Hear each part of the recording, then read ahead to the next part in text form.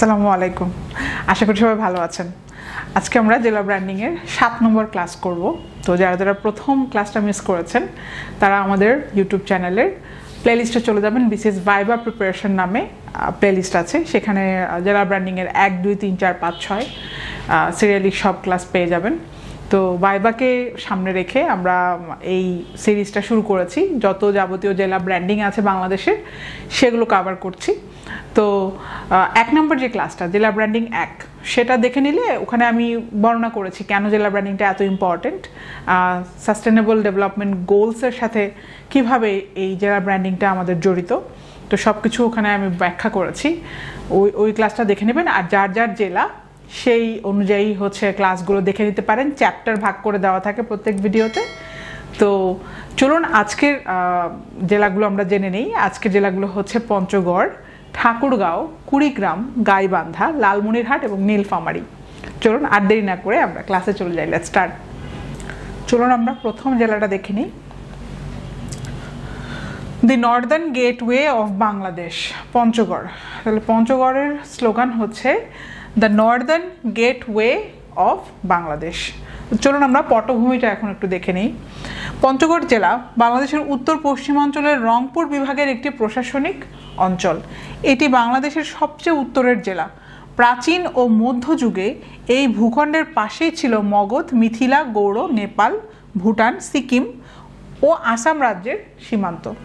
আধুনিক কালের মতো অতীতকালেও জনপদটি ছিল সীমান্ত অঞ্চল।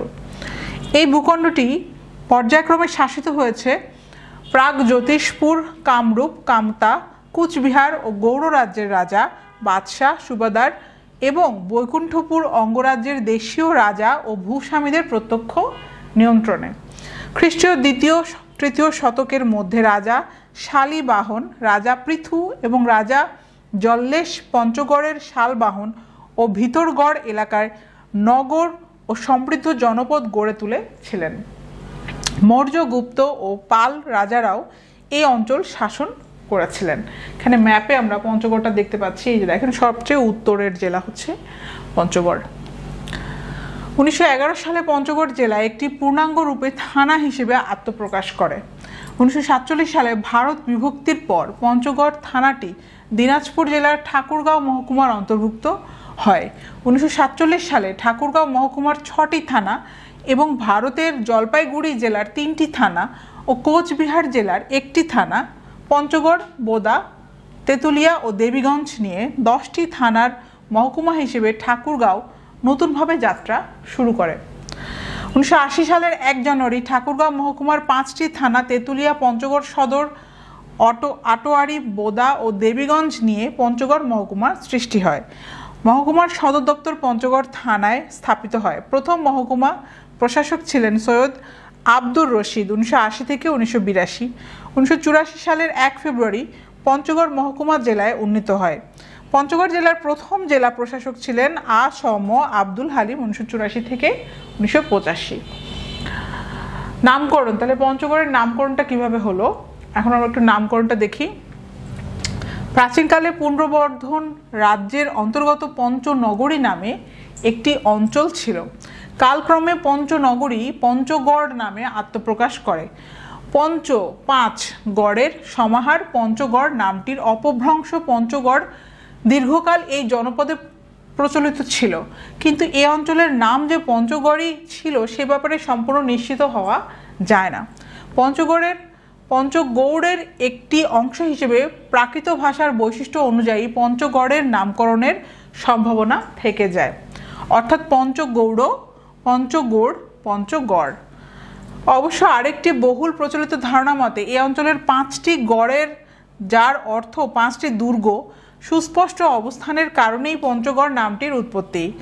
গড়গুলো হলো ভিতরগড়, মীরগড়, রাজনগড়, হোসেনগড়, দেবনগর অথবা দেবনগড়। আবার কিছুটা ভিন্ন মতে পঞ্চ শব্দের অর্থ 5 আর গড় শব্দের অর্থ বন বা জঙ্গল। ভারত বিভাগের আগে এই অঞ্চল জঙ্গলাকীর্ণ থাকায় তা থেকেও এলাকার নামকরণ হতে পারে পঞ্চগড়। উত্তরের প্রবেশদ্বার হিসেবে পরিচিত এই জেলা থেকেই হিমালয়ের কাঞ্চনজঙ্ঘা চূড়া দেখতে পাওয়া যায়। এখানে আমরা দেখতে পাচ্ছি পঞ্চগড়ের জেলা ব্র্যান্ডিংয়ের logo, the northern gateway of Bangladesh, Panchagarh জেলা ব্র্যান্ডিং লোগো। অনেক সুন্দর লোগোটা, দেখে নেবেন। সাধারণ তথ্য, পঞ্চগড়ের সাধারণ তথ্য আমরা দেখে নিই। জেলা প্রতিষ্ঠা হয় 1984 সালের 1 ফেব্রুয়ারি। বিভাগ হচ্ছে রংপুর বিভাগ। সীমানা পঞ্চগড় জেলার উত্তরে ভারতের পশ্চিমবঙ্গ, দক্ষিণে দিনাজপুর জেলা ও ঠাকুরগাঁও জেলা, পূর্বে নীলফামারী জেলা, পশ্চিমে ভারতের পশ্চিমবঙ্গ। তাহলে এটা ম্যাপটা দেখে নিলে আমাদের ক্লিয়ার হয়ে যাবে। এই যে পশ্চিমবঙ্গ হচ্ছে উত্তরে, পঞ্চগড় জেলার উত্তরে হচ্ছে পশ্চিমবঙ্গ, তারপরে পশ্চিমেও হচ্ছে দেখতে পাচ্ছি পশ্চিমবঙ্গ ভারতের, তারপরে দক্ষিণে হচ্ছে ঠাকুরগাঁও এবং দিনাজপুর, এবং পূর্বে দক্ষিণ পূর্বে হচ্ছে নীলফামারী। তো ম্যাপটা দেখলে খুবই ইজি হয় সীমানাটা মনে রাখা। আচ্ছা, আয়তন হচ্ছে 1404.62 বর্গ কিলোমিটার। জনসংখ্যা হচ্ছে 11,79,843। গণশুমারি 2022 অনুযায়ী। জনঘনত্ব 1405 জন পার বর্গ কিলোমিটারে। সাক্ষরতা হচ্ছে 73.59%। প্রশাসনিক কাঠামো, এই জেলায় মোট 3টি পৌরসভা রয়েছে, যথা পঞ্চগড় পৌরসভা, বোদা পৌরসভা ও দেবীগঞ্জ পৌরসভা। জেলায় মোট 5টি উপজেলা ও 43টি ইউনিয়ন পরিষদ রয়েছে। 5টি উপজেলা যথা আটোয়ারী, তেঁতুলিয়া, দেবীগঞ্জ, পঞ্চগড় সদর ও বোদা উপজেলা। জেলা প্রশাসক মোহাম্মদ জহুরুল ইসলাম। পৌর মেয়র জাকিয়া খাতুন। সংসদীয় আসন 2টি। নদ নদী সমূহ, পঞ্চগড়কে সম্পূর্ণভাবে নদী বেষ্টিত একটি জেলাও বলা যেতে পারে। উল্লেখযোগ্য নদীগুলো হলো করতোয়া, তালমা, চাওয়াই, পাঙ্গা, কুরুম, পাম, সুই, যমুনা, মরা, তিস্তা, আত্রাই, ভুল্লি, ঘোড়ামারা, পাথরাজ, নাগর, সিঙ্গিয়া, বহু, রসেয়া, টাঙ্গন, মহানন্দা, ডাহুক, তীর্ণই, রণচণ্ডী, বেরং, জোড়াপানি, শাও, ভেরসা ও গোবরা নদী। মুক্তিযুদ্ধে পঞ্চগড়। মুক্তিযুদ্ধের সময় ঠাকুরগাঁও মহকুমার অন্তর্গত পঞ্চগড় জেলা 6 নং সেক্টরের অন্তর্ভুক্ত ছিল। 1971 সালের 17 এপ্রিল পাক বাহিনী পঞ্চগড় দখল করে নেয় এবং পঞ্চগড় শহরে আগুন জ্বালিয়ে দেয় ও নির্বিচারে গণহত্যা চালায়। 28 নভেম্বর মিত্র বাহিনীর সহযোগিতায় মুক্তিবাহিনী পাক সেনাদের উপরে আক্রমণ করে। আক্রমণের পর 29 নভেম্বর হানাদার মুক্ত হয় পঞ্চগড় সদর উপজেলায়। 1 ডিসেম্বর হানাদার মুক্ত হয় বোদা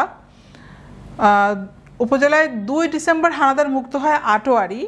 9 ডিসেম্বর হানাদার মুক্ত হয় দেবীগঞ্জ এবং তেঁতুলিয়া উপজেলার সম্পূর্ণ মুক্তাঞ্চল ছিল। আচ্ছা, বিশিষ্ট ব্যক্তিবর্গ। তাহলে পঞ্চগড়ের বিশিষ্ট ব্যক্তিবর্গ আমরা একটু দেখে নিই। 1 নম্বর হচ্ছে আব্দুর রহমান, চলচ্চিত্র অভিনেতা ও পরিচালক। সিরাজুল ইসলাম, রাজনীতিবিদ, আইনজীবী, মুক্তিযোদ্ধা। মির্জা গোলাম হাফিজ, রাজনীতিবিদ, আইনজীবী, সাবেক সংসদ সদস্য। মোহাম্মদ ফরহাদ, রাজনীতিবিদ। মোহাম্মদ সুলতান, ভাষা আন্দোলনের সক্রিয় কর্মী ও সংগঠক। জমির উদ্দিন সরকার, রাজনীতিবিদ ও আইনজীবী। মোহাম্মদ নুরুল ইসলাম সুজন, রাজনীতিবিদ, সংসদ সদস্য। শফিউল আলম প্রধান, রাজনীতিবিদ। মোহাম্মদ শরীফুল ইসলাম, ক্রিকেটার। ফারিহা ইসলাম তৃষ্ণা, মহিলা ক্রিকেটার। এখানে কিছু বিশিষ্ট ব্যক্তিবর্গের ছবি দেওয়া আছে, সবগুলো তো আমরা ছবি দিতে পারিনি, তো যেগুলো দেওয়া আছে সেগুলো আপনারা দেখে দেখে পড়বেন, তাহলে মনে থাকবে। ঠিক আছে, আমরা পরের স্লাইডে চলে যাই। উল্লেখযোগ্য স্থান এখন দেখব। পঞ্চগড়ের উল্লেখযোগ্য স্থানগুলো হচ্ছে বদেশ্বরী মহাপীঠ মন্দির, 12 আউলিয়া মাজার, ভিতরগড় দুর্গনগরী, গোলকধাম মন্দির, মহারাজার দিঘি, তেঁতুলিয়া থেকে কাঞ্চনজঙ্ঘা, বাংলাবান্ধা 0 পয়েন্ট। আচ্ছা, এখানে আমরা ছবি দেখতে পাচ্ছি বদেশ্বরী মহাপীঠ মন্দির, 12 আউলিয়া মাজার, ভিতরগড় দুর্গনগরী, গোলকধাম মন্দির, মহারাজার দিঘি, তেঁতুলিয়া থেকে কাঞ্চনজঙ্ঘা। এখানে যারা যারা দেশের বাসা হচ্ছে পঞ্চগড়, তারা ঘুরে আসবেন এই জায়গাগুলো থেকে। আচ্ছা, এখন আমরা দেখব ঐতিহ্য ও সম্ভাবনার জনপদ, থ্রাইভিং ঠাকুরগাঁও। তাহলে যাদের দেশের ভাষা হচ্ছে ঠাকুরগাঁও তারা এখন মনোযোগ দিবেন। ঠাকুরগাঁওয়ের জেলা ব্র্যান্ডিংয়ের স্লোগান হচ্ছে ঐতিহ্য ও সম্ভাবনার জনপদ, থ্রাইভিং ঠাকুরগাঁও। এখন আমরা দেখব পটভূমিটা একটু। ঠাকুরগাঁও জেলার বাংলাদেশের উত্তর পশ্চিমাঞ্চলের রংপুর বিভাগের একটি প্রশাসনিক অঞ্চল। প্রাচীন সভ্যতার কোনো নিদর্শন যদি খুঁজে পেতে চাই তাহলে তার সন্ধান করতে হবে প্রাচীন জনপদ ঠাকুরগাঁও ও সংলগ্ন এলাকাতেই। বাংলা সাহিত্যের প্রাচীনতম নিদর্শন চর্যাপদ আবিষ্কৃত হয়েছে ঠাকুরগাঁওয়ের কাছাকাছি নেপালের রাজদরবার থেকে। নিশ্চয়ই নেপালিরা চর্যাপদের পদ রচনা করেননি, রচনা করেছেন বাংলা ভাষাভাষী মানুষ এবং তা অবশ্যই সংলগ্ন এলাকার কোনো মানুষ। ঠাকুরগাঁও ও সন্নিহিত এলাকাকে চর্যাপদ রচনার এলাকা বলে রাষ্ট্রীয়ভাবেও উল্লেখ করা হয়েছে। বাংলাদেশ টেলিভিশন ঠাকুরগাঁও সম্প্রচার কেন্দ্রের উদ্বোধন অনুষ্ঠানে প্রদত্ত ভাষণে তদানীন্তন মাননীয় প্রধানমন্ত্রী বলেছেন, আমাদের মাতৃভাষার সাহিত্য রূপের প্রথম প্রকাশও ঘটে ঠাকুরগাঁও এবং এর সন্নিহিত অঞ্চলে। এই ভূমিতেই রচিত হয়েছিল চর্যাপদের কয়েকটি পদ। কাজেই ঠাকুরগাঁও যে সুপ্রাচীন ইতিহাসে সমৃদ্ধ একটি জনপদ তা সুনিশ্চিত। এখানে ম্যাপে আমরা দেখতে পাচ্ছি ঠাকুরগাঁও কোথায়, একেবারে উত্তরের একটু পশ্চিমাঞ্চলে, উত্তর পশ্চিমাঞ্চলে। ঠিক আছে, আমরা পটভূমিতে আরও দেখি। ইতিহাস সমৃদ্ধ এই জনপদটিতে ছড়িয়ে আছে প্রাচীন সভ্যতার বহু মূল্যবান সম্পদ। হিন্দু, বৌদ্ধ ও মুসলিম সভ্যতার অসংখ্য প্রাচীন নিদর্শনে পরিপূর্ণ ঠাকুরগাঁওয়ের বিভিন্ন অঞ্চল। এখানে বিভিন্ন জায়গায় লুকিয়ে আছে অজস্র প্রত্ন সম্পদ। মাটি খুঁড়লেই এখানে এখনও পাওয়া যায় প্রাচীন অট্টালিকার ধ্বংসাবশেষ সহ বহু মূল্যবান পুরাকীর্তি। ভারতীয় উপমহাদেশের তিনটি প্রধান ভাষাগোষ্ঠী ইন্দো ইউরোপীয়, দ্রাবিড় ও মুন্ডা ভাষার বিপুল সংখ্যক অধিবাসী এই জেলায় বসবাস করে। 1793 সালে ঠাকুরগাঁও অবিভক্ত দিনাজপুর জেলার থানা হিসেবে প্রতিষ্ঠিত হয়। এখানে আমরা বিভিন্ন যে পুরাকীর্তির ছবি দেখতে পাচ্ছি। 1860 সালে একটি মহকুমা হিসেবে ঘোষিত হয়। এর অধীনে 6টি থানা ছিল। এগুলো হলো ঠাকুরগাঁও সদর, বালিয়াডাঙ্গি, পীরগঞ্জ, রানী সংকৈল, হরিপুর ও আটোয়ারি। 1947 সালে এই 6টি থানা এবং ভারতের জলপাইগুড়ি জেলার 3টি থানা ও কোচবিহারের একটি থানা, পঞ্চগড়, বোদা, তেঁতুলিয়া ও দেবীগঞ্জ নিয়ে 10টি থানার মহকুমা হিসেবে ঠাকুরগাঁও নতুনভাবে যাত্রা শুরু করে। কিন্তু 1981 সালে আটোয়ারি, পঞ্চগড়, বোদা, দেবীগঞ্জ ও তেঁতুলিয়া নিয়ে পঞ্চগড় নামে আলাদা মহকুমা সৃষ্টি হলে ঠাকুরগাঁও মহকুমার ভৌগোলিক সীমানা 5টি থানায় সংকুচিত হয়ে যায়। থানাগুলি হচ্ছে ঠাকুরগাঁও সদর, পীরগঞ্জ, রানী সংকৈল, বালিয়াডাঙ্গি ও হরিপুর। 1984 সালের 1 ফেব্রুয়ারি ঠাকুরগাঁও মহকুমা জেলায় উন্নীত হয়। নামকরণের ইতিহাস, তাহলে নামকরণটা কিভাবে হলো ঠাকুরগাঁও? অনেকে মনে করেন ঠাকুরগাঁওয়ের পূর্বে নাম ছিল নিশ্চিন্তপুর।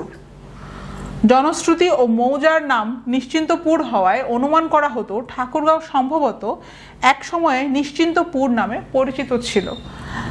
17শো শতাব্দীর কোচবিহারের মানচিত্রের সংলগ্ন এলাকার যে অবস্থান দেখানো হয়েছে তাতে ঠাকুরগাঁও ও নিশ্চিন্তপুর নামে দুটি আলাদা জায়গা চিহ্নিত রয়েছে। টাঙ্গন নদীর পূর্ব প্রান্তে দেখানো হয়েছে নিশ্চিন্তপুর এবং এরই কিছুটা উত্তর পশ্চিমে টাঙ্গন নদীর পশ্চিম প্রান্তে দেখানো হয়েছে ঠাকুরগাঁও। এ থেকে পরিষ্কার বোঝা যায় যে টাঙ্গন নদীর পূর্ব প্রান্তের নিশ্চিন্তপুরকেই পরবর্তীতে ঠাকুরগাঁও নাম দিয়ে সদরের নামকরণ করা হয়, আর এর মাধ্যমেই নিশ্চিন্তপুর রূপান্তরিত হয় ঠাকুরগাঁওয়ে। 1800 সালের ব্রিটিশ শাসনামলে টাঙ্গন, সুখ, কুলিক, পাথরাজ ও ঢেপা বিধৌত এই জনপদের একটি ঠাকুর পরিবারের উদ্যোগে বর্তমান পৌরসভা এলাকার কাছাকাছি কোনো একটি স্থানে থানা স্থাপিত হয়। তাদের নাম অনুসারে থানাটির নাম হয় ঠাকুরগাঁও থানা। মতান্তরে ঠাকুর অর্থাৎ ব্রাহ্মণদের সংখ্যাধিক্যের কারণে স্থানটির নাম ঠাকুরগাঁও হয়েছে।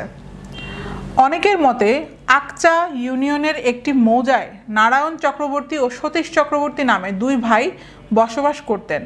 সম্পদ ও প্রভাব প্রতিপত্তির কারণে তারা সেই এলাকায় খুব পরিচিত ছিলেন। সেখানকার লোকজন সেই চক্রবর্তী বাড়িকে ঠাকুর বাড়ি বলতেন। পরে স্থানীয় লোকজন এই জায়গাকে ঠাকুর বাড়ি থেকে ঠাকুরগাঁও বলতে শুরু করে। সাধারণ তথ্য, আমরা এতক্ষণ দেখলাম যে নামকরণ এর ইতিহাসটা শুনলাম, অনেক বড় ইতিহাস। নামকরণের ইতিহাসটা খুবই ইম্পর্ট্যান্ট, আপনি গল্প আকারে ভাইবা বোর্ডে বলে আসতে যেন পারেন, এই জন্য ভালো মতো পড়বেন, মনে থাকবে। ঠিক আছে, এখন আমরা দেখব ঠাকুরগাঁওয়ের সাধারণ তথ্য। জেলা প্রতিষ্ঠা 1984 সালের 1 ফেব্রুয়ারি। বিভাগ হচ্ছে রংপুর। সীমানা উত্তরে পঞ্চগড় জেলা, পূর্বে পঞ্চগড় জেলা ও দিনাজপুর জেলা, পশ্চিম ও দক্ষিণে ভারতের পশ্চিমবঙ্গ। তাহলে এখানে ম্যাপটা দেখলে কিন্তু ক্লিয়ার হয়ে যাবে কোথায় কি আছে। ঠিক আছে, ম্যাপ দেখে দেখে শিখবেন। আয়তন হচ্ছে 1809.52 বর্গ কিলোমিটার। জনসংখ্যা হচ্ছে 15,33,894 2022 অনুসারে। জনঘনত্ব 861 পার বর্গ কিলোমিটার। সাক্ষরতা হচ্ছে 74.38%। সাধারণ তথ্যের মধ্যে আরও আছে প্রশাসনিক কাঠামো। ঠাকুরগাঁও জেলা 5টি উপজেলায় বিভক্ত। এগুলো হচ্ছে ঠাকুরগাঁও সদর উপজেলা, পীরগঞ্জ উপজেলা, বালিয়াডাঙ্গি উপজেলা, রানী সংকৈল উপজেলা, হরিপুর উপজেলা। এছাড়াও এই জেলা 54টি ইউনিয়নে বিভক্ত। জেলা প্রশাসক মোহাম্মদ মাহবুবুর রহমান। সংসদীয় আসন 3টি। নদ নদী সমূহ, ঠাকুরগাঁওয়ে অনেকগুলো নদী রয়েছে, সেগুলো হচ্ছে টাঙ্গন নদী, ছোট ঢেপা নদী, কুলিক নদী, পুনর্ভবা নদী, তালমা নদী, পাথরাজ নদী, কাহলাই নদী, তীরনৈ নদী, নাগর নদী, তিমাই নদী এবং নোনা নদী। এছাড়াও আছে শুক নদী, ছোট সেনুয়া নদী, আমনদামন নদী, লাচ্ছি নদী ও ভুল্লি নদী। খুবই ইন্টারেস্টিং নাম, নদীর নামগুলো কিন্তু জীবনেও আমরা শুনি নাই, তাই না? এজন্য যার যার জেলা সেগুলো আর কি তার যে জেলা ইগুলো আছে, নদীগুলো আছে, সেগুলো অবশ্যই মনে রাখবেন।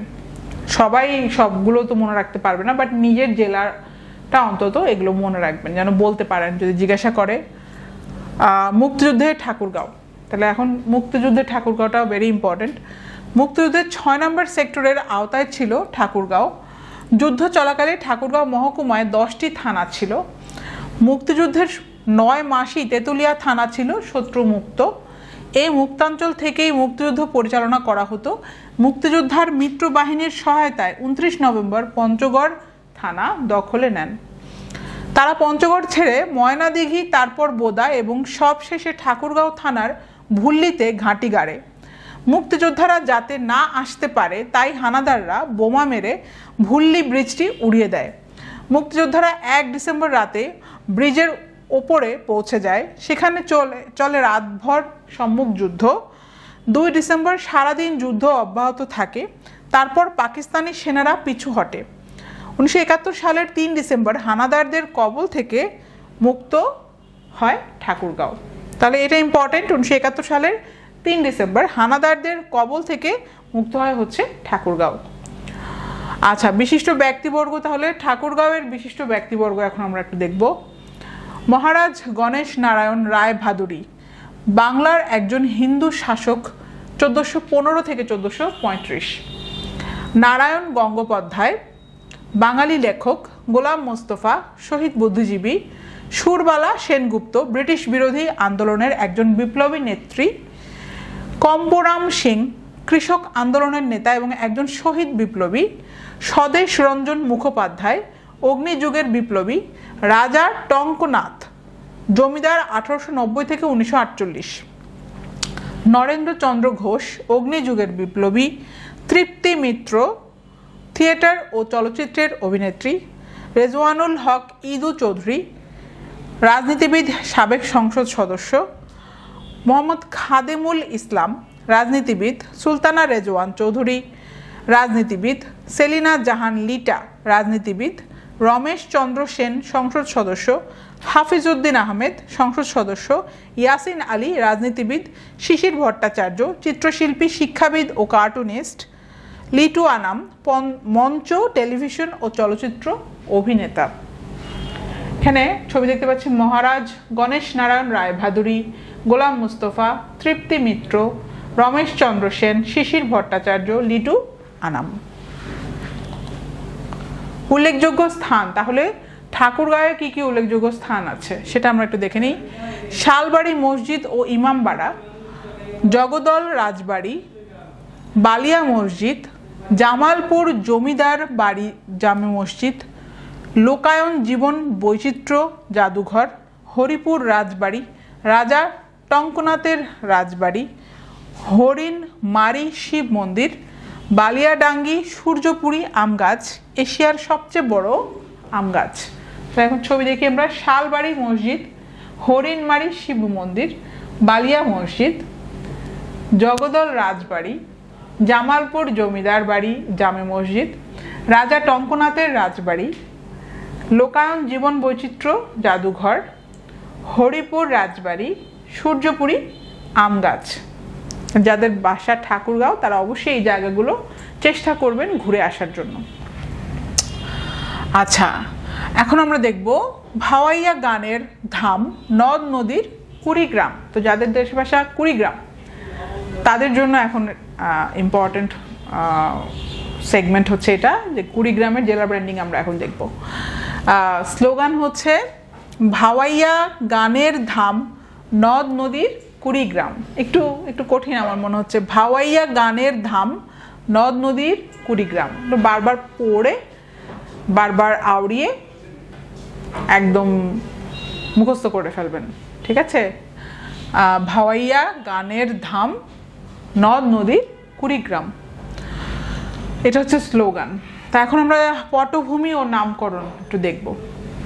কুড়িগ্রাম জেলা বাংলাদেশের উত্তর পশ্চিমাঞ্চলের রংপুর বিভাগের একটি প্রশাসনিক অঞ্চল। কুড়িগ্রাম বাংলাদেশের একটি এ শ্রেণীভুক্ত জেলা। কুড়িগ্রাম জেলার নামকরণের ইতিহাস নিয়ে অনেক কিংবদন্তি রয়েছে। জানা যায় কোনো এক সময় মহারাজা বিশ্ব সিংহ 20টি জেলে পরিবারকে উচ্চ শ্রেণীর হিন্দু রূপে স্বীকৃতি দিয়ে এ অঞ্চলে প্রেরণ করেন। এই 20টি পরিবারের আগমনের কাহিনী থেকে কুড়িগ্রাম জেলার নামকরণ করা হয়েছে বলে ধারণা করা হয়। বিলু কবিরের লেখা বাংলাদেশের জেলা নামকরণের ইতিহাস বই থেকে জানা যায় এখানে 20টি মেচ তৈলজীবী পরিবারের বসতি ছিল বলে এরকম নামকরণ হয়েছে। অন্য আরেকটি লোকশ্রুতি হলো রংপুর অর্থাৎ এই অঞ্চল একদা ছিল কুচবিহার রাজ্যের অন্তর্গত। কুচবিহারের বাসিন্দাদের বলা হতো কোচ। এরা তিওড় জনগোষ্ঠী বিশেষ, মাছ ধরে বিক্রি করা তাদের পেশা। সুবিধাবঞ্চিত নিচু শ্রেণীর এই হিন্দু কোচদের 20টি পরিবারকে সেখান থেকে এখানে প্রেরণ করা হয়েছিল বা আনয়ন করা হয়েছিল বসতি স্থাপনের জন্য। ওই 20টি কোচ পরিবারের কারণে কুড়িগ্রাম নামকরণ হয়েছে। আচ্ছা, এখানে আমরা দেখতে পাচ্ছি কুড়িগ্রামটা কোথায় ম্যাপে, উত্তরের জেলা, এবং নামকরণের ইতিহাসটাও ইন্টারেস্টিং। নামকরণের ইতিহাসটা ভালো মতো গল্প আকারে পড়ে যাবেন। আচ্ছা, আরও দেখি নামকরণ। আবার এমনও জানা যায় এই গ্রামের কুড়ি বা কুড়ি নামক একটি হিন্দু আদিবাসী বা নৃগোষ্ঠী বসবাস করত বলেই অঞ্চলটি নামকরণ হয় কুড়িগ্রাম। আচ্ছা, অদ্যাবধি এখানে কুড়ি নামক আদিবাসী ক্ষুদ্র নৃগোষ্ঠীর বসবাস লক্ষ্য করা যায়। এখনও এই অঞ্চলে কুড়ি হিসেবে গোনার পদ্ধতি চালু রয়েছে। বিশিষ্ট পণ্ডিত যা পলিলুস্কি প্রমাণ করেছেন গণনার এই পদ্ধতি বাংলায় এসেছে কোল ভাষা থেকে। প্রসঙ্গত বলা প্রয়োজন 1858 সাল পর্যন্ত দেশে শাসন করত ইস্ট ইন্ডিয়া কোম্পানি। 1858 সালের পর শাসন কার্যের ক্ষমতা চলে যায় ব্রিটিশ সরকারের হাতে। এই ব্রিটিশ সরকারের আমলে কুড়িগঞ্জ 4টি থানায় বিভক্ত ছিল। পরে 1875 সালে 22 এপ্রিল তারিখে একটি নতুন মহকুমার গোড়াপত্তন হয়। এই মহকুমার নাম কুড়িগ্রাম। আবার 20টি পরিবারের আগমনের কাহিনী থেকে কুড়িগ্রাম জেলার নামকরণ করা হয়েছে বলে ধারণা করা হয়। বিলু কবিরের লেখা বাংলাদেশের জেলা নামকরণের ইতিহাস বই থেকে জানা যায় এখানে 20টি মেচ তৈলজীবী পরিবারের বসতি ছিল বলে এরকম নামকরণ হয়েছে। তাহলে নামকরণের ইতিহাস অনেক বড় এবং অনেকগুলোই বিশ্বাস রয়েছে, জনশ্রুতি রয়েছে। তো সেগুলো প্রত্যেকটাই পড়ে গল্প আকারে মাথায় নিয়ে যাবেন যেন বলতে পারেন। আচ্ছা, তাহলে জেলা ব্র্যান্ডিংয়ের নামকরণ কুড়িগ্রামের হলো কিভাবে? ভাওয়াইয়া গানের জেলারই অনন্য পরিচায়ক। ভাওয়াইয়া গানের জন্ম ও বিস্তৃতিও এখানে। এই জেলার অনেক প্রথিতযশা শিল্পী ভাওয়াইয়াকে কণ্ঠে, বুকে ও মননে ধারণ করে দীর্ঘদিন ধরে সারা বাংলায় এই গানকে করেছেন সমাদৃত। তাই সারা দেশের মানুষ সহ দেশ বিদেশে ভাওয়াইয়া গান বলতেই কুড়িগ্রামেরই গান হিসেবে চেনে ও জানে। 16টি নদী বেষ্টিত এই জেলাটি ভৌগোলিকভাবেও বাংলাদেশের অন্য যে কোনো জেলার চেয়ে আলাদা, কারণ কুড়িগ্রাম ব্যতীত আর কোনো জেলা নেই যেখানে 16টি নদী রয়েছে। ব্রহ্মপুত্র, ধরলা, তিস্তা, দুধকুমর, নীলকুমর, জিঞ্জিরাম প্রভৃতি নদী নিয়ে এই জেলা। তাই এটিও এ জেলার অনন্য বৈশিষ্ট্য। এজন্যই জেলার স্লোগান হয় ভাওয়াইয়া গানের ধাম, নদ নদীময় কুড়িগ্রাম। যেখানে ভাওয়াইয়া গানের ধাম, নদ নদীময় কুড়িগ্রাম। খুবই সুন্দর জেলা ব্র্যান্ডিংয়ের লোগোটা, হ্যাঁ, খুবই কালারফুল এবং প্রতীকী আছে, যে নৌকা আছে, নদী আছে এবং এখানে একটা গরুর গাড়িও আছে। তো এখানে বোঝাচ্ছে ভাওয়াইয়া গানের ধাম এবং নদ নদীর কুড়িগ্রাম, নদ নদী ময় কুড়িগ্রাম। খুব ভালোভাবে স্লোগানটা আয়ত্ত করে তারপরে যাবেন। কুড়িগ্রামের সাধারণ তথ্য: জেলা প্রতিষ্ঠা 1 ফেব্রুয়ারি 1984, বিভাগ রংপুর বিভাগ, সীমানা উত্তরে ভারতের পশ্চিমবঙ্গ, দক্ষিণে গাইবান্ধা জেলা ও জামালপুর জেলা, পূর্বে ভারতের আসাম, পশ্চিমে লালমনিরহাট জেলা ও রংপুর জেলা। তাহলে এখানে ম্যাপটা দেখলে খুবই ক্লিয়ার হয়ে যাবে। পশ্চিমে লালমনিরহাট, তারপরে দক্ষিণে হচ্ছে গাইবান্ধা, জামালপুর, তারপরে পূর্বে হচ্ছে আসাম, ভারতের আসাম, ঠিক আছে। তারপরে হচ্ছে উত্তরে পশ্চিমবঙ্গ, ভারতের পশ্চিমবঙ্গ। তো কুড়িগ্রামের ম্যাপটা দেখে গেলে আপনার সীমানাটা অটোমেটিক মাথায় ঢুকে যাবে। আয়তন হচ্ছে 2236.94 বর্গ কিলোমিটার। জনসংখ্যা হচ্ছে 23,29,161 জন, 2022-এর অনুযায়ী আর কি, 23,29,161 জন। জনঘনত্ব হচ্ছে 1037 জন পার বর্গ কিলোমিটারে। সাক্ষরতা হচ্ছে 56%। এখানে দেখা যাচ্ছে সাক্ষরতাটা একটু কম, মাত্র 56%। আচ্ছা, প্রশাসনিক কাঠামো: কুড়িগ্রামে উপজেলার 9টি, থানা 11টি, পৌরসভা 3টি, ইউনিয়ন পরিষদ 72টি এবং 1872টি গ্রাম নিয়ে গঠিত। উপজেলাগুলো হলো উলিপুর উপজেলা, কুড়িগ্রাম সদর উপজেলা, চর রাজীবপুর উপজেলা, চিলমারি উপজেলা, নাগেশ্বরী উপজেলা, ফুলবাড়ি উপজেলা, ভুরুঙ্গামারি উপজেলা, রাজারহাট উপজেলা, রৌমারী উপজেলা। সংসদীয় আসন হচ্ছে 4টি। নদ নদীসমূহ: কুড়িগ্রামের তাহলে নদ নদীসমূহ হচ্ছে পাওবো প্রকাশিত নদী বিষয়ক একটি ফোল্ডারে উল্লেখ করা কুড়িগ্রামের নদীগুলো ব্রহ্মপুত্র, তিস্তা, ধরলা, গঙ্গাধর, দুধকুমার, ফুলকুমার, বুড়ি তিস্তা, নীলকমল, বোয়ালমারি, সোনাভরি, হলহলিয়া, শিয়ালদহ, ধরণী, জালছিরা, জিঞ্জিরাম ও কালোজানি এর 12টি আন্তঃসীমান্ত নদী। এখানে অনেকগুলো নদী এবং 12টি আন্তঃসীমান্ত নদী রয়েছে। মুক্তিযুদ্ধে কুড়িগ্রাম তাহলে কি? মুক্তিযুদ্ধ চলাকালীন কুড়িগ্রাম জেলার অর্ধেক অংশ ছিল 6 নং সেক্টর এবং বাকি অংশ ছিল 11 নং সেক্টর এর অধীনে। তাহলে এখানে একটা ইন্টারেস্টিং ফ্যাক্ট আমরা দেখতে পাচ্ছি যে অর্ধেক ছিল হচ্ছে 6 নং সেক্টরে এবং বাকি অংশ ছিল 11 নং সেক্টরের অধীনে। শুধুমাত্র ব্রহ্মপুত্র নদের মাধ্যমে বিচ্ছিন্ন রৌমারী থানা ছিল মুক্তাঞ্চল, সেখানেই চলতো মুক্তিযোদ্ধাদের প্রশিক্ষণ। 6 ডিসেম্বর পাকিস্তানি হানাদার বাহিনীর হাত থেকে মুক্ত হয় কুড়িগ্রাম। এই দিনে মুক্তিবাহিনীর K1 FF কোম্পানি কমান্ডার বীর প্রতীক আব্দুল হাই সরকারের নেতৃত্বে 335 জন মুক্তিযোদ্ধার একটি দল বিকেল 4টায় কুড়িগ্রাম শহরে প্রথম প্রবেশ করে। এরপর তারা নতুন শহরের ওভারহেড পানির ট্যাঙ্কের ওপরে বর্তমান সদর থানার উত্তরে অবস্থিত স্বাধীন বাংলার পতাকা উত্তোলন করে চারিদিকে ছড়িয়ে দেয় বিজয় বার্তা। 230 দিন পাক হানাদার বাহিনীর হাতে অবরুদ্ধ থাকার পর মুক্ত হয় কুড়িগ্রাম। তো মুক্তিযুদ্ধের কুড়িগ্রাম বা প্রত্যেকটা জেলার মুক্তিযুদ্ধের যে অংশটা, এটা ভেরি ইম্পর্ট্যান্ট, খুব ভালোভাবে মাথায় নিয়ে যাবেন যেন বলে আসতে পারেন, কারণ অবশ্যই জিজ্ঞাসা করবে, ভাইবা বোর্ডে অবশ্যই জিজ্ঞাসা করবে। তাহলে কুড়িগ্রামের বিশিষ্ট ব্যক্তিবর্গ এখন আমরা দেখব।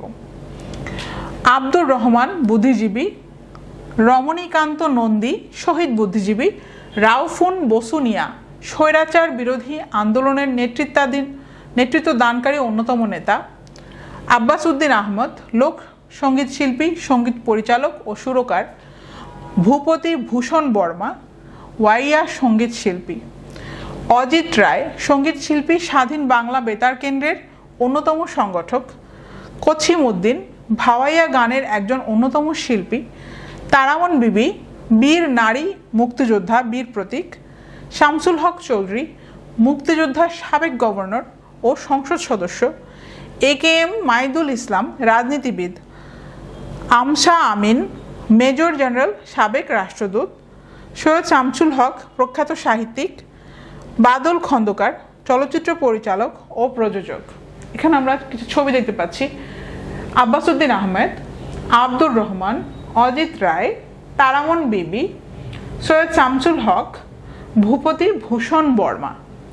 এখানে সবার ছবি তো দেওয়া সম্ভব হয়নি, যেসব ছবি দিয়েছি সেগুলো দেখে দেখে শিখবেন, তাহলে মনে থাকবে। আরও যে নামগুলো আছে তাদের ছবি ইন্টারনেটে দেখে তারপরে যাবেন। কুড়িগ্রামের উল্লেখযোগ্য স্থান: বঙ্গ সোনাইহাট ব্রিজ, ধরলা ব্রিজ, টুপামারি পুকুর, উলিপুর মুন্সিবাড়ি, ভেতরবন্দ জমিদার বাড়ি, চান্দামারি মসজিদ, নাওডাঙ্গা জমিদার বাড়ি, শহীদ মুক্তিযোদ্ধা স্মৃতি ফলক। এখানে আমরা কিছু ছবি দেখতে পাচ্ছি। নাওডাঙ্গা জমিদার বাড়ি, চান্দামারি মসজিদ, ধরলা ব্রিজ, ভেতরবন্দ জমিদার বাড়ির ছবি, উলিপুর মুন্সিবাড়ি, বঙ্গ সোনাহাট ব্রিজ। তো যাদের দেশের বাসা কুড়িগ্রাম তারা এইসব জায়গা অবশ্যই ভিজিট করবেন, ভাইভাতে যেন বলে আসতে পারেন। আচ্ছা, এখন আমরা দেখব স্বাদে ভরা রসমঞ্জুরির ঘ্রাণ, চরাঞ্চলের ভুট্টা মরিচ, গাইবান্ধার প্রাণ। তাহলে এখন যাদের দেশের ভাষা গাইবান্ধা তাদের জন্য এখন ইম্পর্টেন্ট সেগমেন্ট হচ্ছে এটা, কারণ গাইবান্ধার জেলা ব্র্যান্ডিং শিখবো আমরা এখন।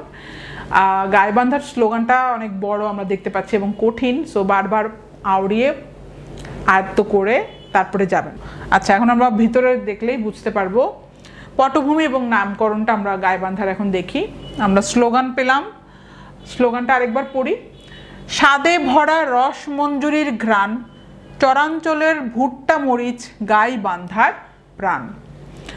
আচ্ছা, পটভূমি ও নামকরণ। গাইবান্ধা জেলা বাংলাদেশের উত্তরাঞ্চলের রংপুর বিভাগের একটি প্রশাসনিক অঞ্চল।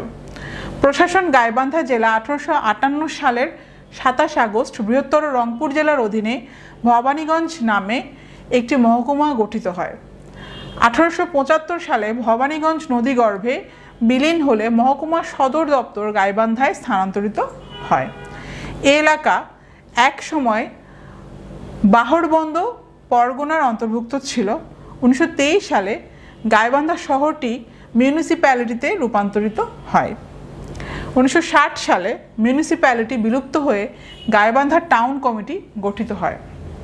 1973 সালে শহর এলাকা গাইবান্ধা পৌরসভায় রূপান্তরিত হয়।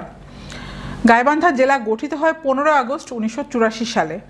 কথিত আছে আজ থেকে প্রায় 5200 বছর আগে গাইবান্ধা জেলার গোবিন্দগঞ্জ এলাকায় বিরাট রাজার রাজধানী ছিল। বিরাট রাজার প্রায় 60,000 গাভী ছিল। সেই গাভী বাঁধার স্থান হিসেবে গাইবান্ধা নামটি এসেছে বলে কিংবদন্তি রয়েছে। তাহলে এখানে এই যে ম্যাপে আমরা দেখতে পাচ্ছি গাইবান্ধা কোথায়, ম্যাপটা দেখে নেবেন। আচ্ছা, গাইবান্ধার সাধারণ তথ্য। জেলা প্রতিষ্ঠা 15 আগস্ট 1984 সাল। বিভাগ হচ্ছে রংপুর। সীমানা উত্তরে কুড়িগ্রাম জেলা ও রংপুর জেলা, দক্ষিণে বগুড়া জেলা, পূর্বে জামালপুর জেলা ও কুড়িগ্রাম জেলা ও ব্রহ্মপুত্র নদ, পশ্চিমে দিনাজপুর জেলা, জয়পুরহাট জেলা ও রংপুর জেলা। ম্যাপটা দেখলে কিন্তু সীমানাটা খুব ইজিলি আয়ত্তে আনতে পারবেন। আয়তন হচ্ছে 2179.27 বর্গ কিলোমিটার। জনসংখ্যা হচ্ছে 25,56,760 জন 2022 অনুযায়ী। জনঘনত্ব হচ্ছে 1200 জন পার বর্গ কিলোমিটার। সাক্ষরতা হচ্ছে 84.3%। তাহলে সাক্ষরতা দেখতে পাচ্ছি খুবই ভালো, 84.3% হচ্ছে সাক্ষরতা গাইবান্ধার। আচ্ছা, তাহলে প্রশাসনিক কাঠামো হচ্ছে গাইবান্ধা জেলা, ইউনিয়নের সংখ্যা 81টি, মৌজা 1082টি, গ্রামের সংখ্যা 1250টি। এছাড়াও 4টি পৌরসভা গাইবান্ধা, গোবিন্দগঞ্জ, সুন্দরগঞ্জ ও পলাশবাড়ি নিয়ে গঠিত। গাইবান্ধা জেলা 7টি উপজেলায় বিভক্ত। এগুলো হচ্ছে গাইবান্ধা সদর উপজেলা, সাদুল্লাপুর উপজেলা, ফুলছড়ি উপজেলা, গোবিন্দগঞ্জ উপজেলা, পলাশবাড়ি উপজেলা, সাঘাটা উপজেলা, সুন্দরগঞ্জ উপজেলা। সংসদীয় আসন 5টি। নদ নদী সমূহ, নদ নদী হচ্ছে যমুনা, ব্রহ্মপুত্র নদ, ঘাঘট, তিস্তা নদ, বাঙালি নদী। জেলা ব্র্যান্ডিংয়ের নামকরণ, তাহলে রসমঞ্জরি গাইবান্ধা জেলার তথা উত্তরবঙ্গের একটি অন্যতম মিষ্টান্ন পণ্য। আর চরাঞ্চলে প্রচুর পরিমাণে ভুট্টা ও মরিচের চাষ হচ্ছে। গাইবান্ধা জেলাকে পরিচিত করতে 3টি পণ্যকে দিয়ে ব্র্যান্ডিং করছে জেলা প্রশাসন। লক্ষ্য, এই 3 পণ্যের নাম শুনলে যাতে যে কেউ গাইবান্ধাকে চিনতে পারে, গাইবান্ধা পরিচিতি পায়। পণ্য 3টি হচ্ছে রসমঞ্জরি, মরিচ ও ভুট্টা। 3টি পণ্যকে নিয়ে স্লোগান তৈরি করা হয়েছে, তা হচ্ছে স্বাদে ভরা রসমঞ্জরির ঘ্রাণ, চরাঞ্চলের ভুট্টা মরিচ, গাইবান্ধার প্রাণ। তাহলে এখানে আমরা ব্র্যান্ডিংয়ের লোগোটা দেখতে পাচ্ছি, স্বাদে ভরা রসমঞ্জরির ঘ্রাণ, চরাঞ্চলের ভুট্টা মরিচ, গাইবান্ধার প্রাণ। আচ্ছা, মুক্তিযুদ্ধে গাইবান্ধা 11 নং সেক্টর ছিল বাংলাদেশের বৃহত্তম সেক্টর। গাইবান্ধাও ছিল এই সেক্টরের অন্তর্ভুক্ত। 7 ডিসেম্বর গাইবান্ধা হানাদার মুক্ত দিবস। 1971 সালের এই দিনে দখলদার পাকিস্তানি বাহিনীর হাত থেকে মুক্ত হয়েছিল গাইবান্ধা জেলা। 7 ডিসেম্বর ভোরে কোম্পানি কমান্ডার মাহবুব এলাহি রঞ্জুর বীর প্রতীক নেতৃত্বে মুক্তিযোদ্ধাদের একটি দল ফুলছড়ি উপজেলার ফজলুপুর ইউনিয়নের কালাসোনার চর থেকে বালাসী ঘাট হয়ে গাইবান্ধা শহরে প্রবেশ করে। তাদের দেখে হাজার হাজার মানুষ বিজয় উল্লাসে ফেটে পড়ে। ওই দিনই তৎকালীন এসডিও মাঠে বর্তমান স্বাধীনতা প্রাঙ্গণ 10,000-এরও বেশি মানুষ সংবর্ধনা জানায় বিজয়ী বীর সেনানীদের। 1996 সালে ওই মাঠের নাম দেওয়া হয় স্বাধীনতা প্রাঙ্গণ। গাইবান্ধার যুদ্ধগুলোর মধ্যে উল্লেখযোগ্য যুদ্ধগুলো হলো বাদিয়াখালীর যুদ্ধ, হরিপুর অপারেশন, কোদালকাটির যুদ্ধ, রসুলপুর স্লুইস আক্রমণ, নান্দিনার যুদ্ধ, কালাসোনার যুদ্ধ। আমরা দেখতে পাচ্ছি গাইবান্ধার কিন্তু এই মুক্তিযুদ্ধের হিস্ট্রিটা অনেক ভালো, মানে অনেক ডিটেল আছে, অনেক ইম্পর্টেন্ট কিছু যুদ্ধ এখানে নাম আছে। সো ভালো মতো পড়ে আয়ত্তে নিয়ে তারপরে যাবেন, যেন ভাইভাতে কিন্তু ভেরি ইম্পর্টেন্ট এই মুক্তিযুদ্ধ নিয়ে কিন্তু জিজ্ঞাসা করবে। আচ্ছা, তাহলে গাইবান্ধার বিশিষ্ট ব্যক্তিবর্গ এখন আমরা দেখব। আবু হোসেন সরকার পাকিস্তানের মুখ্যমন্ত্রী, পূর্ব পাকিস্তানের হবে এখানে মুখ্যমন্ত্রী। শাহ আব্দুল হামিদ রাজনীতিবিদ এবং গণপরিষদের প্রথম স্পিকার। আখতারুজ্জামান ইলিয়াস ঔপন্যাসিক, অধ্যাপক। ফজলে রাব্বি চৌধুরী রাজনীতিবিদ। মোহাম্মদ হাসান আলী খান সাবেক নৌবাহিনীর প্রধান। ফজলে রাব্বি মিয়া রাজনীতিবিদ ও আইনজীবী। মকবুলার রহমান সরকার শিক্ষাবিদ। বদিউল আলম বীর মুক্তিযোদ্ধা। রুবেল মিয়া ফুটবল খেলোয়াড়। এখানে আমরা ছবি দেখতে পাচ্ছি আবুল হোসেন সরকার, শাহ আব্দুল হামিদ, আখতারুজ্জামান ইলিয়াস ছবি, ফজলে রাব্বি চৌধুরী, ফজলে রাব্বি মিয়া, মোহাম্মদ হাসান আলী খান। আচ্ছা, জেলার দর্শনীয় ও ঐতিহাসিক স্থানগুলোর মধ্যে অন্যতম হলো, তাহলে গাইবান্ধার দর্শনীয় এবং ঐতিহাসিক স্থানগুলোর মধ্যে অন্যতম হলো জামালপুর শাহী মসজিদ, friendship centre, Dreamland educational park, Balasighat, Gaibandha পৌর পার্ক, ঘেগার বাজার মাজার, গোবিন্দগঞ্জের প্রাচীন মাস্তা মসজিদ। আচ্ছা, মাস্তা মসজিদের ছবি, জামালপুর শাহী মসজিদ, ফ্রেন্ডশিপ সেন্টার, বালাসীঘাট। যাদের দেশের ভাষা গাইবান্ধা তারা অবশ্যই ঘুরে আসবেন। আচ্ছা, এখন আমরা দেখব ভুট্টায় ভরা সবার ঘর, লালমনিরহাট স্বনির্ভর। তাহলে যাদের দেশের ভাষা লালমনিরহাট তারা এখন দেখবেন জেলা ব্র্যান্ডিংয়ের স্লোগানটা হচ্ছে ভুট্টায় ভরা সবার ঘর, লালমনিরহাট স্বনির্ভর। তাহলে বোঝাই যাচ্ছে ভুট্টা হচ্ছে জেলা ব্র্যান্ডিংয়ের মূল পণ্য। তাহলে এখন আমরা পটভূমি এবং নামকরণটা এখন দেখি। লালমনিরহাট জেলা বাংলাদেশের উত্তর পশ্চিমাঞ্চলের রংপুর বিভাগের একটি প্রশাসনিক অঞ্চল। লালমনিরহাটকে ছিটমহল বেষ্টিত জেলা বলা হয়। এই জেলায় 33টি ছিটমহল রয়েছে। এই জেলার বৃহত্তম ছিটমহল দুটি হচ্ছে দহগ্রাম ও আঙ্গরপোতা। 3 বিঘা করিডোরের মাধ্যমে এই দুই ছিটমহলকে মূল ভূখণ্ডের সঙ্গে যোগাযোগের ব্যবস্থা করা হয়েছে। এই জেলার নাম কেন লালমনিরহাট হলো সে সম্পর্কে বেশ কয়েকটি মত চালু আছে। তার মধ্যে অন্যতম হলো 1783 সালে সাধারণ কৃষকদের অধিকার প্রতিষ্ঠার জন্য লালমণি নামে এক মহিলা কৃষক নেতা নুরুল দিনকে সাথে নিয়ে ব্রিটিশ সৈন্য ও জমিদারদের বিরুদ্ধে লড়াই করে নিজেদের জীবন উৎসর্গ করেন। সেই থেকে এই জায়গার নাম হয় লালমণি। কালের বিবর্তনে হাট শব্দটি লালমণি শব্দের সাথে যুক্ত হয়ে নামকরণ হয়েছে লালমনিরহাট। এখানে ম্যাপে আমরা দেখতে পাচ্ছি লালমনিরহাটটা কোথায়, দেখে নেবেন।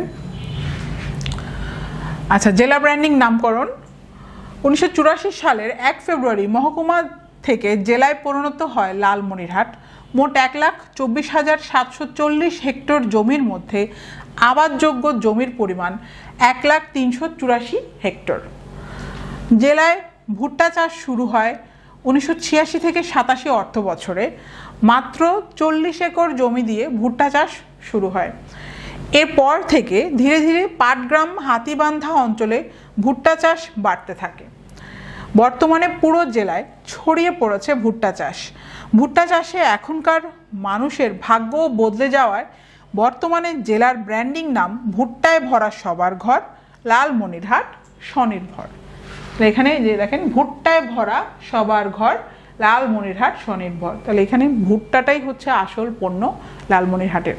খুবই সুন্দর ব্র্যান্ডিংয়ের লোগোটা, দেখে নেবেন। আচ্ছা, তাহলে লালমনিরহাটের সাধারণ তথ্য এখন আমরা দেখি। জেলা প্রতিষ্ঠা হচ্ছে 1984 সাল। বিভাগ হচ্ছে রংপুর। সীমানা উত্তরে ভারতের পশ্চিমবঙ্গ, দক্ষিণে রংপুর জেলা ও কুড়িগ্রাম জেলা, পূর্বে কুড়িগ্রাম জেলা, পশ্চিমে নীলফামারী জেলা। যে ম্যাপে আমরা দেখতে পাচ্ছি উত্তরে পশ্চিমবঙ্গ বা ভারত, পশ্চিমে নীলফামারী, দক্ষিণে রংপুর এবং কুড়িগ্রাম জেলা, এবং পূর্বেও আমরা দেখতে পাচ্ছি পশ্চিমবঙ্গ, ভারতের পশ্চিমবঙ্গ আর কি। তো ম্যাপটা দেখলে সীমানাটা ক্লিয়ারলি আপনারা মাথায় একদম গেঁথে যাবে। আয়তন হচ্ছে 1240.93 বর্গ কিলোমিটার।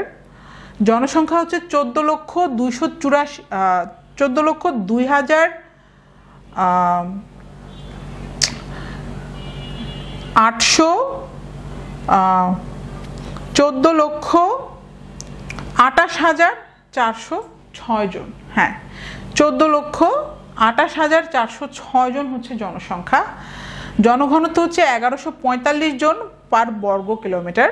সাক্ষরতা হচ্ছে 65%। তাহলে সাক্ষরতা একটু তুলনামূলকভাবে কম দেখতে পাচ্ছি আমরা, মাত্র 65% হচ্ছে সাক্ষরতা। আচ্ছা, লালমনিরহাটের আরও দেখি আমরা প্রশাসনিক কাঠামো। লালমনিরহাট জেলায় 5টি উপজেলা রয়েছে। এগুলো হলো আদিতমারি, কালীগঞ্জ, পাটগ্রাম, লালমনিরহাট সদর, হাতিবান্ধা। তাই সংসদীয় আসন হচ্ছে একটি, জাতীয় সংসদের 16 নং আসন। আচ্ছা, নদ নদী সমূহ তিস্তা, ধরলা, সতী, সানিয়াজান, সিঙ্গিমারি, ত্রিমোহনী, গিরিধারী, ভাটেশ্বরী, মালদহ, স্বর্ণামতি ও রত্নাই নদী। নামগুলো খুবই সুন্দর নদ নদীর, এগুলো মনে রাখবেন।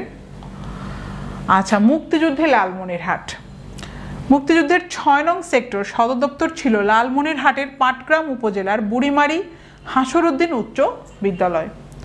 6 নং sector commander air marshal Khademul বাশারের কাছ থেকে বার্তা পেয়ে মুক্তিযোদ্ধারা 1971 সালের 3 ডিসেম্বর জেলার কয়েকটি পয়েন্টে পাকিস্তানি সেনাদের ওপর হামলা চালায়। লালমনিরহাট থেকে পাকিস্তানি সেনা ও তাদের অনুসারীরা পালিয়ে যায় 5 ডিসেম্বর রাতে ও 6 ডিসেম্বর ভোরে। পাকিস্তানি সেনারা পালিয়ে যাওয়ার সময় লালমনিরহাটের প্রবেশদ্বার তিস্তা নদীর ওপর তিস্তা রেলওয়ের সেতুর একটি অংশে বোমা বিস্ফোরণ ঘটিয়ে সেতুটি ক্ষতিগ্রস্ত করে। পাকিস্তানি বাহিনীর দখলমুক্ত হয়ে 6 ডিসেম্বর সকালে লালমনিরহাট শহরে জয় বাংলা স্লোগানে জাতীয় পতাকা উত্তোলন করা হয়। এখানে আমরা দেখতে পাচ্ছি বুড়িমারি হাসরুদ্দিন উচ্চ বিদ্যালয়ের ছবি। দেখে দেখে শিখবেন, তাহলে মনে থাকবে। হ্যাঁ, মুক্তিযুদ্ধের স্টোরিটা আপনার জেনে যেতে হবে ভালো করে, নিজের জেলার মুক্তিযুদ্ধের সময় কি হয়েছিল, ভেরি ইম্পর্টেন্ট। আচ্ছা, তাহলে লালমনিরহাটের বিশিষ্ট ব্যক্তিবর্গ তাহলে আমরা এখন একটু দেখি। তমিজউদ্দিন প্রামাণিক, বীর বিক্রম, শেখ ফজলুল করিম, ব্রিটিশ ভারতীয় বাঙালি সাহিত্যিক, মুসা ইব্রাহিম, প্রথম বাংলাদেশি মাউন্ট এভারেস্ট জয়ী, মজনু শাহ, মাদারিয়া ফকির বা সুফি সাধু, কাজী নুরুজ্জামান, রাজনীতিবিদ, মুজিবুর রহমান, রাজনীতিবিদ, হাসানুজ্জামান হাসান, রাজনীতিবিদ, আবিদ আলী, রাজনীতিবিদ, নুরুজ্জামান আহমেদ, রাজনীতিবিদ, রইচুল আলম মণ্ডল, সরকারি কর্মকর্তা ও সিনিয়র সচিব, আবুল হোসেন, রাজনীতিবিদ, মোহাম্মদ কামরুল ইসলাম, রাজনীতিবিদ, মোহাম্মদ আবুল কাশেম, কৃষিবিদ, আবু সালেহ মোহাম্মদ সাইদ, রাজনীতিবিদ, আসাদুল হাবিব দুলু, রাজনীতিবিদ, শেখ রিয়াজউদ্দিন আহমেদ, সাহিত্যিক ও সমাজসেবক, সাথীরা জাকির, মহিলা ক্রিকেটার।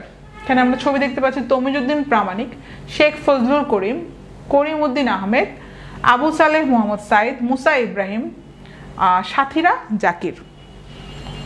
আচ্ছা, উল্লেখযোগ্য স্থান, লালমনিরহাটে উল্লেখযোগ্য স্থান হচ্ছে নিদারিয়া মসজিদ, তুষ ভান্ডার জমিদার বাড়ি, কাকিনা জমিদার বাড়ি, 3 বিঘা করিডোর, তিস্তা ব্যারেজ। এখানে ছবি দেখতে পাচ্ছি নিদারিয়া মসজিদের ছবি, তুষ ভান্ডার জমিদার বাড়ি, 3 বিঘা করিডোর, তিস্তা ব্যারেজের ছবি। তো যাদের দেশের বাসা লালমনিরহাট তারা এইসব জায়গা অবশ্যই ঘুরে আসবেন। এখন আমরা দেখব উত্তরের শিল্পনগরী দীপ্তিমান নীলফামারী। খুবই সুন্দর স্লোগান, উত্তরের শিল্পনগরী দীপ্তিমান নীলফামারী। তো যাদের দেশের ভাষা নীলফামারী তাদের জন্য এখন জেলা ব্র্যান্ডিং থাকছে নীলফামারীর। তো চলুন আমরা দেখি পটভূমি ও নামকরণ কিভাবে হলো নীলফামারীর। নীলফামারী জেলা বাংলাদেশের উত্তর পশ্চিমাঞ্চলের রংপুর বিভাগের একটি জেলা। এই জেলার সাংস্কৃতিক ঐতিহ্য ও ভূস্থান বেশ সমৃদ্ধ, যা অন্যান্য জেলা থেকে এই জেলাকে কিছুটা হলেও আলাদা করেছে।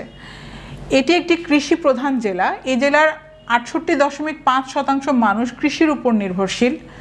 নীলফামারী জেলাকে নীলের দেশ বলা হয়। 2 শতাধিক বছর পূর্বে এই অঞ্চলে নীল চাষের খামার স্থাপন করে ইংরেজ নীলকরেরা।